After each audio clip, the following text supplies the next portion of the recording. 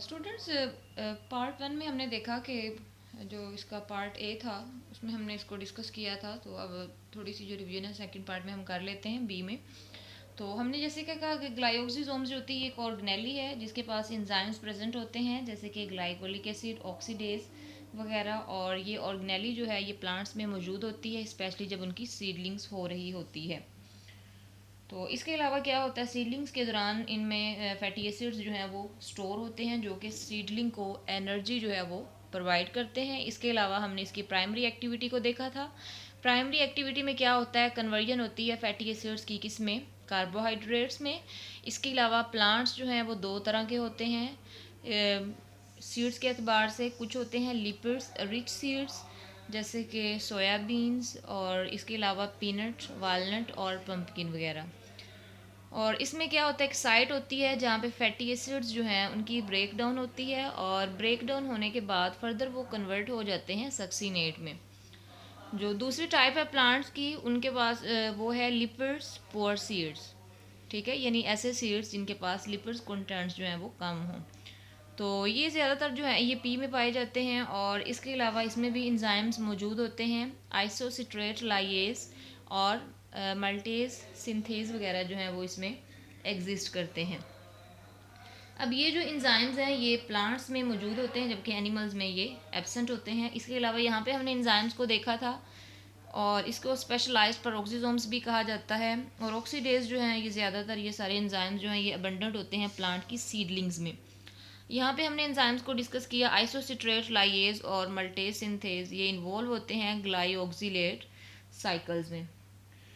इसके अलावा हमने कहा कि जो पेरोक्सिसोम्स होते हैं इनका वेरी वेरी इंपॉर्टेंट रोल होता है कैटाबोलिक में और एनाबोलिक पाथवेज में। इसके अलावा सीड्स में क्या होता है, ऐसे सीड्स जो कि लिपिड रिच होते हैं जैसे कि कैस्टर बीन और सोयाबीन्स वगैरह, उसमें जो ग्लाइकोलिसिसोम्स होती हैं वो साइट होती हैं फैटी एसिड्स की ब्रेक डाउन के लिए, यानी वो ऐसा प्लेटफॉर्म हमें प्रोवाइड करती हैं जहाँ पे फैटी एसिड्स जो हैं वो सक्सीनेट में कन्वर्ट हो जाते हैं। इसके अलावा अगर हम इसकी अकरेंस की बात करें इस ऑर्गेनेली की, तो हम कहते हैं ये ऑर्गेनेली जो है ये प्रेजेंट होती है शॉर्ट पीरियड के लिए। कब प्रेजेंट होती है, जब जर्मिनेशन हो रही होती है लिपिड्स रिच सीड्स की। ठीक है, यहाँ पे हमने कहा कि जो लिपिड रिच सीड्स हैं वो हमें साइट प्रोवाइड करते हैं break down of fatty acids के लिए। तो इसी तरह से सेकंड नंबर पे हम देखते हैं कि ये ऑर्गेनेली जो है ये एब्सेंट होती है तब जब लिपिड्स जो हैं उनकी कंसंट्रेशन ज़्यादा होगी, जैसे कि पी के सीड्स वगैरह हैं। तो इसी वजह से ये ऑर्गेनेली जो है ये इन्वॉल्व होती है।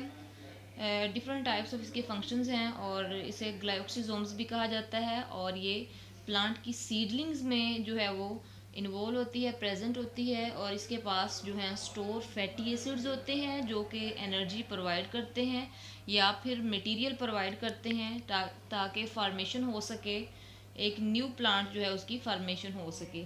अब हमने इनकी प्राइमरी एक्टिविटीज़ को देखा कि इसमें क्या होता है, जो सीडलिंग्स है उसकी जर्मिनेशन होती है। और जब जर्मिनेशन होती है तो इनके पास जितने भी स्टोर्ड फैटी एसिड्स मौजूद होते हैं वो कन्वर्ट हो जाते हैं किस में, कार्बोहाइड्रेट्स में, शुगर्स में। तो ये सारा प्रोसेस जो है ये एक साइकिल के ज़रिए अचीव होता है जिसको हम नाम देते हैं ग्लाइऑक्सलेट साइकिल का।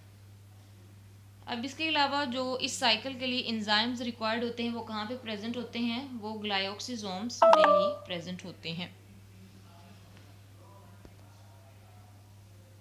ओके स्टूडेंट्स, ये आज हमने ग्लाइकोलिसिसोम्स को डिस्कस किया, तो ये इसका सारा प्रोसीजर था। तो इंशाल्लाह नेक्स्ट लेक्चर में हम जो है वैक्यूल्स के बारे में डिस्कस करेंगे। तो जिन्होंने अभी तक चैनल को सब्सक्राइब नहीं किया तो आप लोग चैनल को सब्सक्राइब कर लें ताकि जो आने वाली वीडियोज़ हैं उनका नोटिफिकेशन आप सबको मिलता रहे। Okay, thanks.